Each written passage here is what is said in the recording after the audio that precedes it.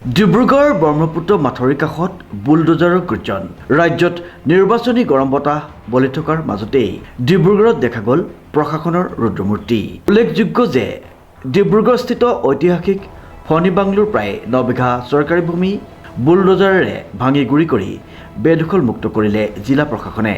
আদালতৰ নিৰ্দেশক সাৰথি কৰি চলা এই উচ্ছেদত উন্মোচিত হ'ল এক ভয়ংকৰ ভূমি কেলেংকাৰীৰ তথ্য। এগৰাকী উচ্ছেদিত মহিলাই কেমেৰাৰ সন্মুখত স্বীকাৰ কৰা মতে তেওঁলোকে কোনো চৰকাৰী নথি অবিহনে মুচুৱা নামৰ এজন ব্যক্তিৰ পৰা 40,000 টকাৰ বিনিময়ত ক্ৰয় কৰিছিল। উক্ত সন্দৰ্ভত মহিলাগৰাকীয়ে এনেদৰে সাংবাদিকৰ আগত বক্তব্য কৰে। माटी किना है गरीब आदमी नदी में किनारे में हैं किससे खरीदा? अभागा न है मछुआ हाँ कितने रुपए में खरीदा? 40,000 से किना है। कितना साल हुआ? हाँ 4 साल हुआ 4 साल हुआ। 4 लाख का रुपया बनाए लग गया। अभी अब कहाँ जाएगा? अभी कहाँ जाएगा बोलिए ना, कहाँ जाएगा गरीब आदमी। आप लोग खरीदा रहा 40,000 में तो कुछ कागज दिया रहा आप लोग? नहीं दिया है। ऐसे ही आप लोग 40,000 लेके दे दिए? हाँ उसका नाम जानते हैं? हाँ क्या नाम है? अभागा जोर से बोलिए। मछुआ अभागा बोलता है ओकरा की जनता। নিৰ্বাচনী অধিসূচনা জাৰি হোৱাৰ ঠিক পাছতেই চলিছিল এই উচ্ছেদ অভিযান। বিগত বহু বছৰ ধৰি প্ৰশাসনৰ চকুৰ সন্মুখতে কেনেকৈ চলি আছিল এই বৃহৎ ভূমি কেলেংকাৰী, এই লৈ প্ৰশ্ন তুলিছে স্থানীয় ৰাইজে। নাই নাই নাই নাই আপোনালোক মাটিটো কাৰোবাৰ পৰা কিনিছিলে? নাই নাই কি হিচাপত আছিলে মাটি? এনেই আমি নিজে বনাই আছিলো আৰু বনাই আছিলে কিমান বছৰ? মোৰ বেছি বছৰ হোৱাই নাই, 2 বছৰ হ'লহেঁতেন 29 তাৰিখে। ডিব্ৰুগড়বাসী ৰাইজৰ এক বৃহৎ প্ৰশ্ন, সৰ্বসাধাৰণক মাটি বিক্ৰী কৰা এই ৰহস্যময় মচুৱা আচলতে কোন? মতেতো মানে কি উচ্ছেদ শব্দটো শুনিয়ে মনটো বেয়া লাগিছে, গম পাইছে নাই? আৰু চব দুখীয়া ৰাইজ ইয়াত, আৰু চবৰ সৰু সৰু বাচ্চাকেইটা আছে ইয়াত। আমাৰ মুছলমান ধৰ্মাৱলম্বীও মানুহ আছে, ইহঁতৰো ৰোজা চলি আছে। তো প্ৰথমতেতো উচ্ছেদটো মনটো বিৰাট ভাল, খুব ভাল লগা নাই। মানুহ ঘৰ ভঙাটো দেখি কাৰো মনটো ভাল লাগিব, কিন্তু আমি এটা সাংবিধানিক ব্যৱস্থাত থাকোঁ। তো গতিকে আমাৰ দেশটো আপোনাৰ জুডিচিয়াৰী ছিষ্টেমত চলে, ডেম'ক্ৰেচি ছিষ্টেমত চলে। তাতে এটা পাৰ্টছ আছে জুডিচিয়াৰী। সেই জুডিচিয়াৰী মতে জুডিচিয়াৰীত ডিছপিউট হোৱাৰ কাৰণে জুডিচিয়াৰী ডাইৰেকশ্যনত এই ইভেকশ্যনটো কৰা হৈছে।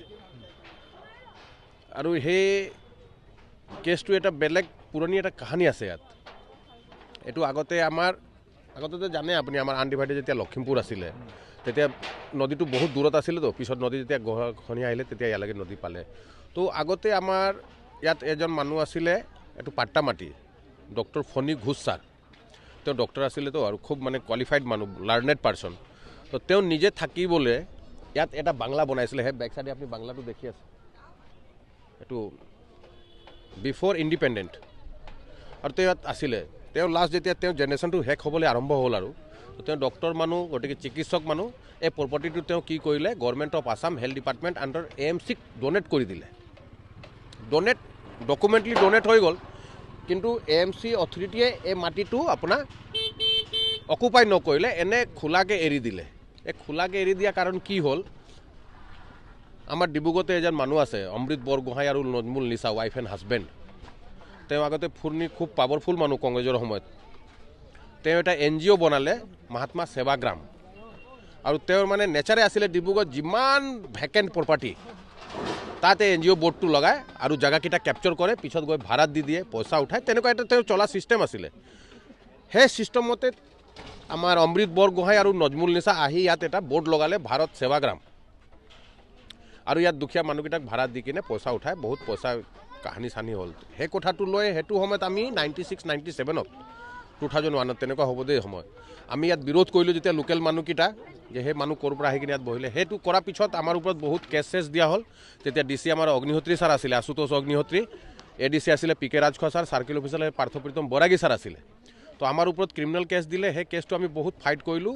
আমাৰ ওপৰত ক্ৰিমিনেল কেছ দিয়াৰ কাৰণে যেতিয়া মেটাৰটো আণ্ডাৰ জুডিচিয়াৰী গ'লগৈ, তেতিয়া AMC অথৰিটি চকু দিলে মেটাৰটো। আৰু সেই তেতিয়াৰ পৰা কেছটো কোৰ্টত জাজমেণ্ট হয়। শুনামতে আজি 2022ত কোৰ্টে জাজমেণ্ট দিলে, আৰু AMCক AMC অথৰিটিক মাটিটো সমঝাই দিবলৈ ডিষ্ট্ৰিক্ট এডমিনিষ্ট্ৰেটিভ অথৰাইজ কৰিলে। সেই সংক্ৰান্ততে আজি এই ইভেকশ্যন প্ৰক্ৰিয়াটো আৰম্ভ হৈছে। শুনিছোঁ কোনোবাই এই মাটিডোখৰ ইয়াৰ খণ্ড খণ্ডকৈ কোনোবাই বিশেষ এটা ব্যক্তিয়ে বিক্ৰী কৰা বুলি কৈছে। এইটো আছে, এইটো সঁচা কথা, এইটো চবেই ৰাইজেই জানে আৰু যি পইচা পাতি দিছে সেইবিলাক মানুহ আছে। এইটো মানে যেতিয়া আমাৰ ইয়াত প্ৰায় দুখীয়া মানুহ, বেলেগৰ ঠাইত কাম কৰা মানুহ আৰু চব ভাড়া ঘৰত আছিলে আগতে, বুজি পাইছেনে? তো ভাড়া ঘৰটো 30 দিন তো ফটকৈ লাগি যায়, 1 মাহ। তো বহুত মানুহ কি হয় ভাড়া দি একদম হেৰাণ পৰেচান হৈ যায়। তো সেইটো কাৰণে ভাবে যে মাটিটো ইয়াত পাই গ'লে কমচে কম ভাড়াটোৰ পৰা বাচিম। তো সেইটো সময়তে আমাৰ ইয়াত এটা ভাল মানুহ থাকে, তাত বেয়াও থাকে। তো তেনেকুৱা এটা আমাৰ ৱাটাৰ ৰিচোৰ্চত চাকৰি কৰা এজন মানুহ, এতিয়াও তেওঁ প্ৰেজেণ্ট চাকৰি কৰি আছে আৰু ৱাটাৰ ৰিচোৰ্চ অফিচটো ইয়াতে আছিলে, তেওঁ তাতে কাম কৰে।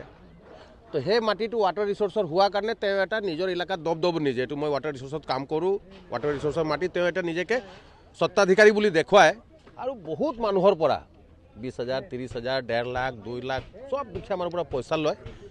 এজন আছে ইয়াতে, তেওঁ এতিয়াও চাকৰি কৰি আছে আমাৰ CM ছেক্ৰেটেৰিয়েট, আমাৰ যিজন জইণ্ট ছেক্ৰেটেৰী তেওঁ তাতে অৰ্ডাৰলি হয়।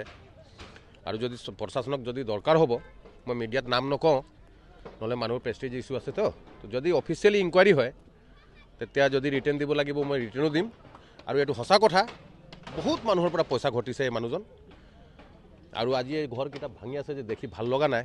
এলেকাটো কিমান আছে আৰু কিমান পৰিয়াল ইয়াত আছে? টোটেল অফিচিয়েলি গম পোৱা মতে পৰিয়ালটো চাৰ দাদা ঢেৰ হ'ব ইয়াত, চব দুখীয়া মানুহতো একদম মানে ঘনাই ঘনাই ঘৰ বনাইছে। আৰু অফিচিয়েলি গভৰ্ণমেণ্ট ৰেভিনিউ ৰেকৰ্ড মতে 9 বিঘা 1 কঠা মাটিৰ ওপৰত আজি কোৰ্টে এভেকশ্যন কৰিবলৈ অৰ্ডাৰ দিছে। তাকে আমাৰ ডিষ্ট্ৰিক্ট এডমিনিষ্ট্ৰেটিভ আণ্ডাৰ চাৰ্কেল অফিচৰ সমুজৰ বৰুৱাৰ নেতৃত্বত এইটো ইভেকশ্যনটো আজি আৰম্ভ হৈছে। চৰকাৰী মাটি কেনেকৈ এইজন ব্যক্তিয়ে 40,000 টকাত বিক্ৰী কৰা সাহস পালে? প্ৰশাসনৰ এই তৎপৰতাই এতিয়া সমগ্ৰ ডিব্ৰুগড় চহৰত মিশ্ৰিত প্ৰতিক্ৰিয়াৰ সৃষ্টি কৰিছে। কংকনজ্যোতি শৰ্মাৰ ৰিপৰ্ট, নিউজ নাও।